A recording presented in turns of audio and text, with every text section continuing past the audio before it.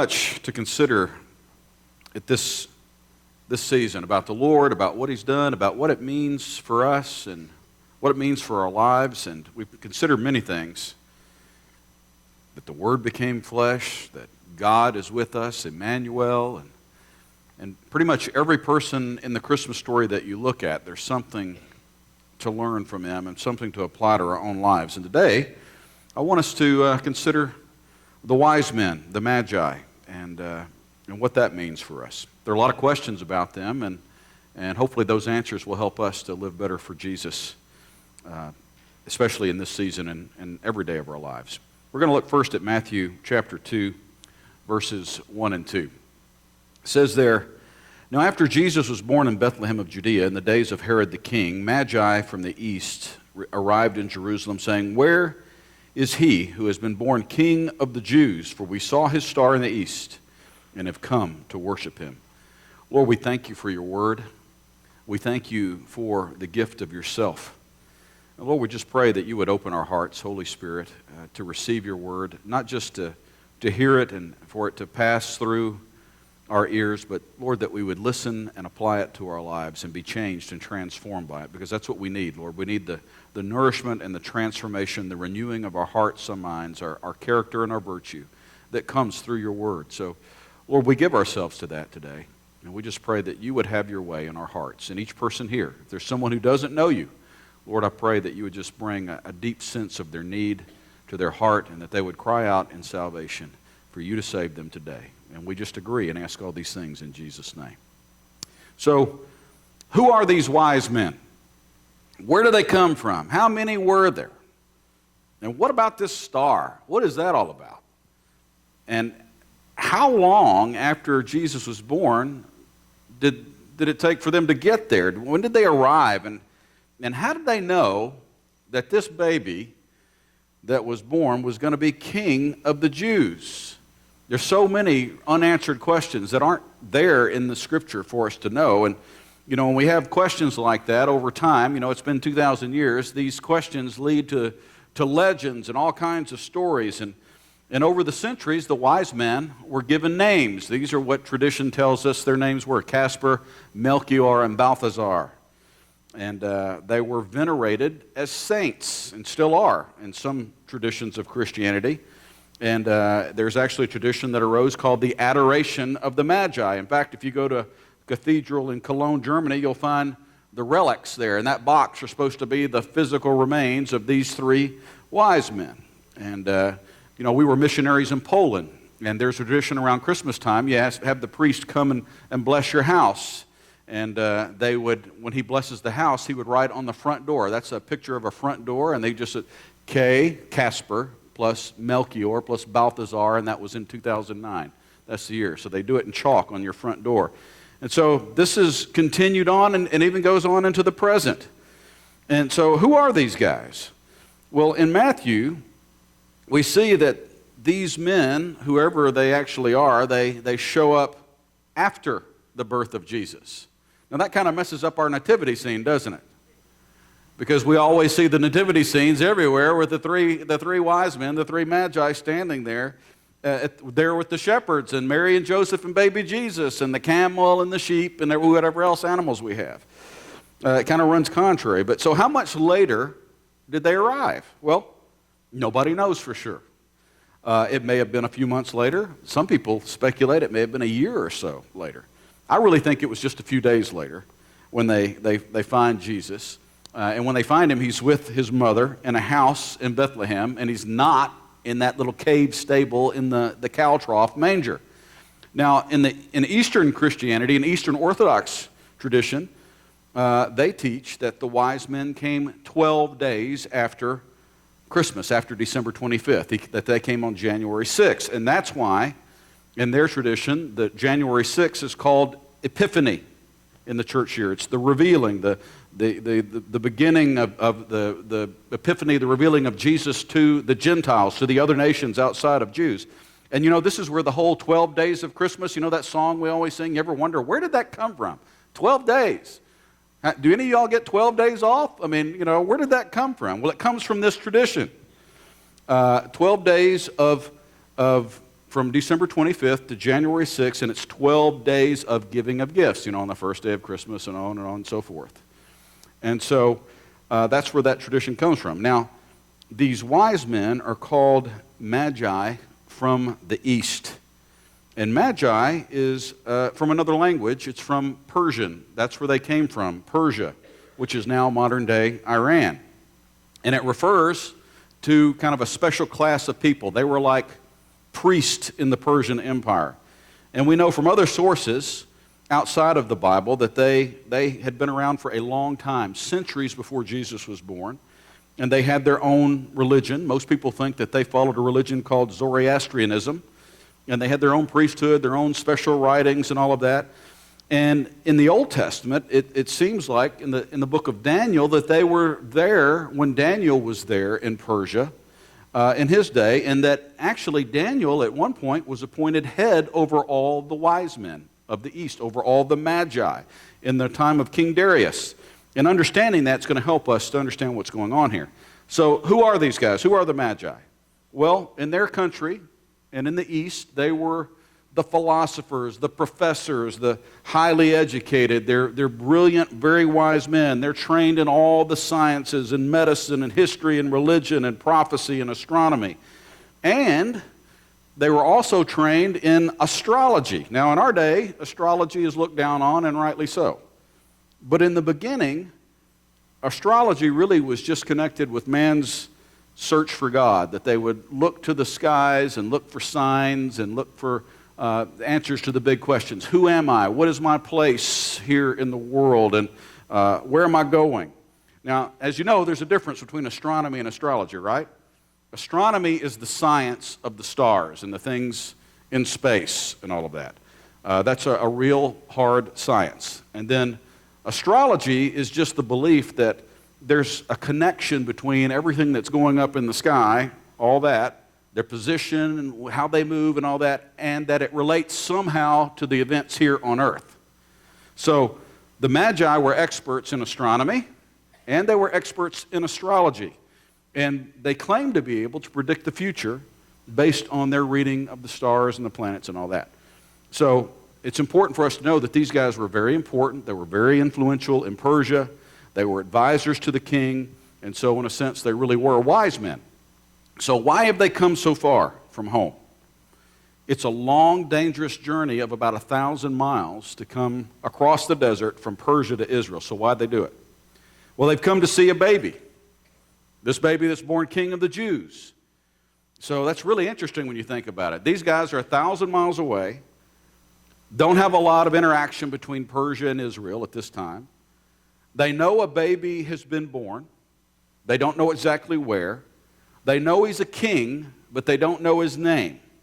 So they come to the capital city of Israel. They come to Jerusalem, and they want to find out more answers about this. They're looking for help. And they probably assume that, well, everybody's got to know about the baby, right? But a great surprise is there, and we see this in verse 2, and it adds a detail here in verse 2 that has really intrigued Bible scholars for 2,000 years. For we saw his star in the east and have come to worship him. Now, what in the world is this? What is a star in the east? What did they see, and how did they know it was his star, and how did they connect it with Israel? Well, it helps to remember that these guys were students of the stars and the planets, and that means if something unusual, they see something unusual in the sky, they're not going to be put off by it or scared by it. They're going to want to understand it. And it also helps to know in those days that it wasn't uncommon for people then, if something big happened in the sky, they would usually associate it with some king or some great happening, the birth of someone or some great victory in battle, whatever it might be. So the star, whatever it was, made perfect sense to them, and it would have fit in with what they already believed. So you might say that if God wanted to get a message to these pagan priests way over in Persia, he picked a good way to do it with this star. But still, what is the star? What is this thing? Well, we really don't know. The Greek word star is just the word aster. You know, we get the English word asterisk because it looks like a star. And it just means, really, it doesn't refer to a scientific star. the reality of what we call stars today. It's just any bright object in the sky, they would use this word aster for that. So it's just something bright in the sky. It could be a planet, it could be a meteor, it could be a comet, it could be any of these things. And over the years, there's been 4 big theories about this. One was that it was Halley's Comet, but the nearest appearance of Halley's Comet was like 11 years before the birth of Christ, so it's way too early. It couldn't be Halley's Comet. Another is a supernova, where a star explodes, a big star explodes, and it has that bright flash of light. It can last for weeks, months, or years. But there's no other recorded instance of a supernova. Usually these things you see in other historical records. There's no other instance of that. Another thing is some kind of alignment of the planets in a unique way. And in 7 BC, there was an alignment of Jupiter, Mars, and Saturn, but it really doesn't fit the time. And then maybe it could be Jupiter and Venus coming close together in 2 BC. There's some people who really hold to that think it has some merit. But, that wouldn't attract much attention to the average person, but the Magi would have noticed. So maybe there's something to that. And then the fourth one, I think, is probably the one that's right, is it's a supernatural light. So the way they describe it seems to suggest that this wasn't something natural. It was a light placed by God in the atmosphere somehow or way up high so the Magi would see it.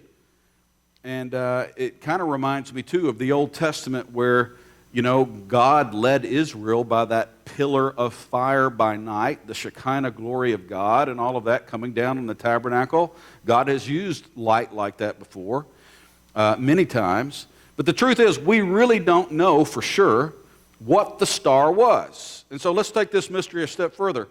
A star by itself wouldn't tell the Magi everything they needed to know, right? Just some bright light in the sky. How are they going to know what that means? But they knew enough to come to Jerusalem. They knew enough to seek a baby that was born king of the Jews. And they didn't get that from the star by itself. So how did they know about this star, that it meant anything at all? Well, again, remember Daniel had been in Persia, and Jews had been in Persia because of the Babylonian captivity, and later Persia conquered Babylon. So Jews have been there for at least 500 years. And it seems that they understood some of what Daniel believed, these Magi.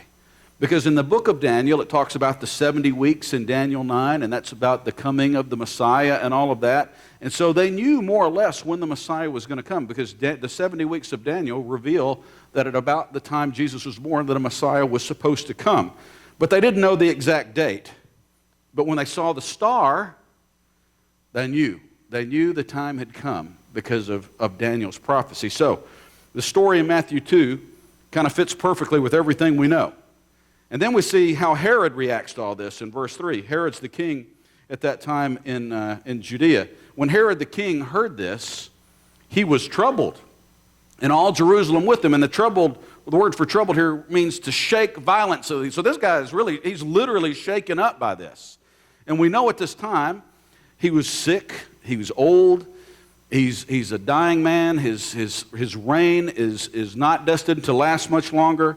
And so this whole idea of a baby born to be king of the Jews is a direct threat to him.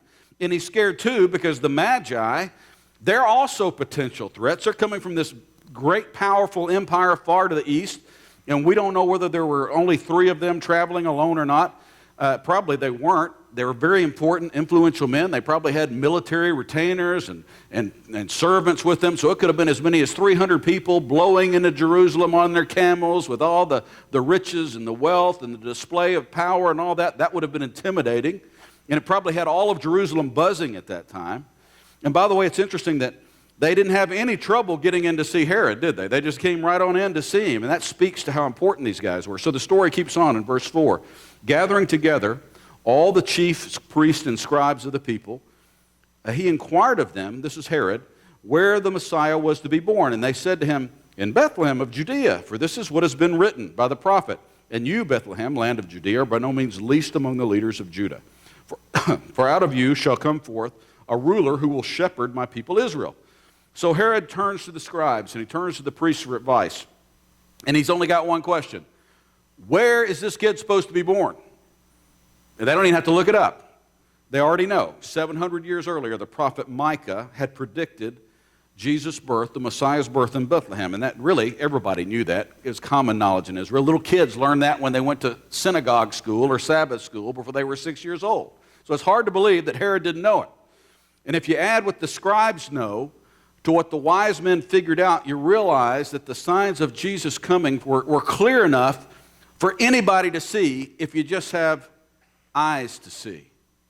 And, you know, it's sometimes said that God always speaks loud enough for a willing ear to hear.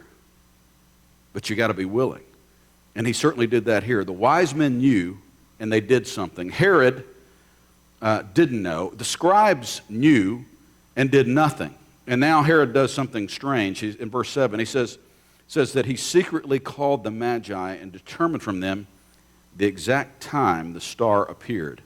Now, he wants to know precisely when this thing showed up. Now, he doesn't tell them why. You have to read the story to find out the answer to that. So it appears that the Magi told Herod that the star first appeared to them 2 years earlier. So does that mean Jesus was born 2 years earlier? Or did the star appear 2 years earlier to give the Magi time to get there, to make the journey, near the time of his birth? We don't know for sure. It seems, though, that Herod assumed that the star appeared when the child was first born. So if the Magi told him it appeared 2 years ago, then that explains why Herod ordered the death of all the boy babies in Bethlehem 2 years old and under, right? Makes sense. Now, Herod doesn't know for sure when he's born, and we don't know for sure when he was born according to the relation of the star and all that. But we have there's some points here that are pretty interesting. The Magi haven't seen the baby Jesus yet, so they don't know how old he is. The scribes know where he's to be born, but they don't believe the Magi know what they're talking about, I guess. And meanwhile, Herod knows where the baby is to be born, but not how old he is. So to make sure he kills him, he orders the slaughter of all the baby boys in Jerusalem or in Bethlehem. In his mind, he's willing to kill them all to make sure he gets the one that he wants. And we all know what happens next, verse 8. And he sent them to Bethlehem and said, "Go and search carefully for the child, and when you found him, report to me so that I too may come and worship him." So Herod's up to no good here, right? But the Magi don't have any reason to suspect his motives at this point. And we see in verse 12, God has to warn them in the dream about Herod, and so they don't report back to him. And as they continue their journey, something really special happens.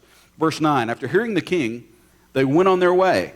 And the star which they had seen in the east went on before them until it came and stood over the place where the child was. And when they saw the star, they rejoiced exceedingly with great joy. So they set out for Bethlehem. Now, Bethlehem's not 1,000 miles away. It's not far at all. It's only 6 miles south of Jerusalem. That's not far at all. And the star that they saw in the east suddenly reappears. So I think they first saw it in the east. They set out on their journey, and they knew it was pointing them to Jerusalem. They get to Jerusalem, and they don't see it again until they set out for Bethlehem. Verse 9 is so specific. It says, the star went on before them until it came and stood over the very place, over the very home where the baby Jesus was. That's necessary because they know the child is in Bethlehem, but Bethlehem is a sizable village. It's a small town, so they don't know what house Jesus is in. They don't know where in Bethlehem. So the star leads them to the right house. So that doesn't sound like any natural star, does it? Does that sound like, have you ever seen a star go and just right over a house? No, it sounds like some miraculous light created by God to lead these guys to a particular place. So no wonder they have this exceedingly great joy. The end of their journey is right here at hand. And verse 11 tells us, after coming into the house, they saw the child with Mary, his mother, and they fell to the ground and worshiped him. So what did they see? What did these guys see? Nothing out of the ordinary. They see a young girl, a young mother, and a normal-looking baby, gurgling and cooing and doing the things that little babies do. And somehow they saw beyond just the present and into the future, and they worship him with this great faith. They worship him. They saw that this child was one day going to rule the world. And they're not ashamed. These wise men, these rulers, these three kings, whatever they are from the east, they fall down on their faces before him. Now, let me paraphrase the words of one Bible commentator. Although we read that the Magi met Herod, we don't read that they worshiped him. They didn't. But when they found this little tiny baby, not even 2 weeks old, rocking in his mother's arms, these great men fell on their faces before him. And to this baby, they give the honor due a king. And so what Herod was craving, the baby Jesus received. And now we come to the last detail, the one for which these guys are probably most remembered. Verse 11, second part says, "Then opening their treasures, they presented to him gifts of frankincense, of gold and frankincense and myrrh." Now these are expensive, extravagant gifts, and they represent something that you would give to a king. But beyond that, there's an ancient tradition about what these gifts symbolize. They're speaking to who this person is, who this baby really is, his identity. So the early church fathers said that the gold represented the wealth and power of a king. That the frankincense was used in the temple worship of the Lord. It represents the deity, the fact that he's God, born in human flesh. And then there's myrrh.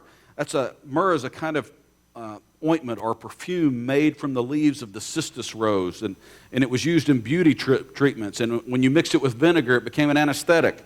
And after a person died, myrrh was used to prepare the body. They would pack it around the body and prepare it for burial. John 19:39 says that Jesus' body was bound in linen wrappings along with 75 pounds of myrrh and aloes. So the gift of myrrh speaks and pictures his death and his suffering.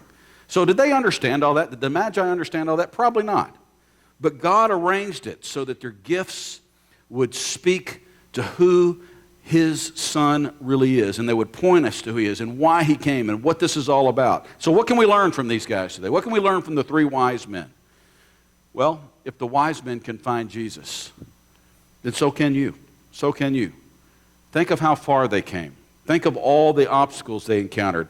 All the things they had to cross, the barriers they had to cross to get to Jesus. There's a cultural barrier. They're not Jewish. They're from Persia. There's a distance barrier. They had to come across 1,000 miles.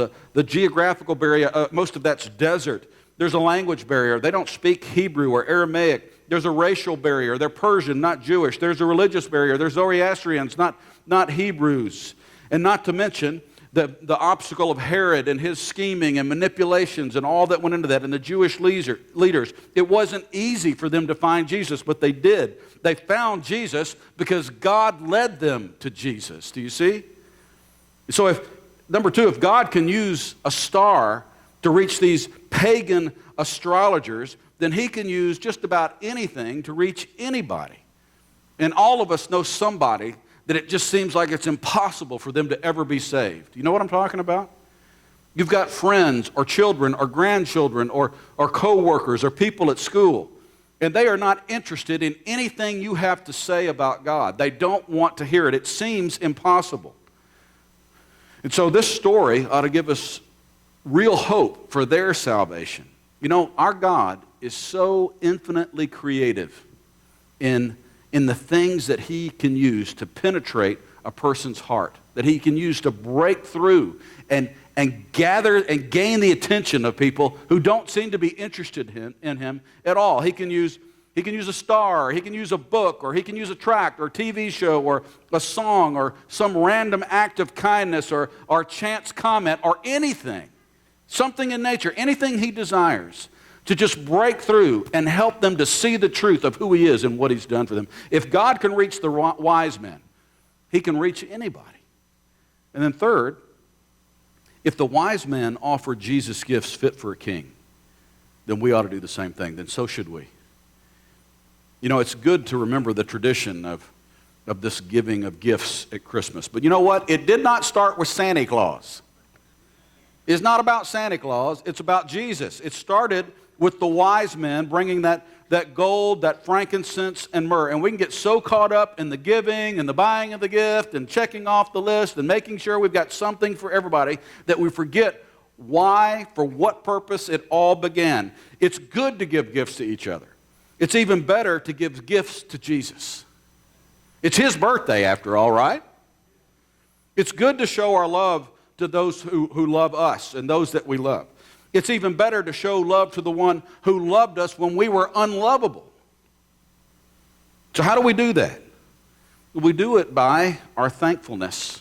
We do it by our gratitude for who He is and what He's given us. And we do it by loving others, not just with the love that we have in ourselves. We're doing it by loving others with the love that He has for us, that agape love, that unconditional love. And we do it by serving Him. The things that we do, you can serve Him in anything that you're doing. If you just say, Lord, I'm doing this for You. Help me to do it the best I can by the strength and the grace that You provide. So there's the popular book, Wise Men Still Seek Him. And the wise do seek Him, right? So I wonder, you might be saved already, but are you still seeking Him? We're all called to continue seeking Him. That's the lesson that we see in these wise men. Have you found Him? Are you gaining Him in increasing measure day by day as you continue to seek Him, to seek to know Him, to seek to love Him, to seek to serve Him, to seek to fulfill His plans and purposes for your life? Maybe you've never come before Him in adoration and worship like these magi who journeyed so far and so long to bring these gifts. Maybe you've never fallen down on your face before Him, but God is calling all of us to do that.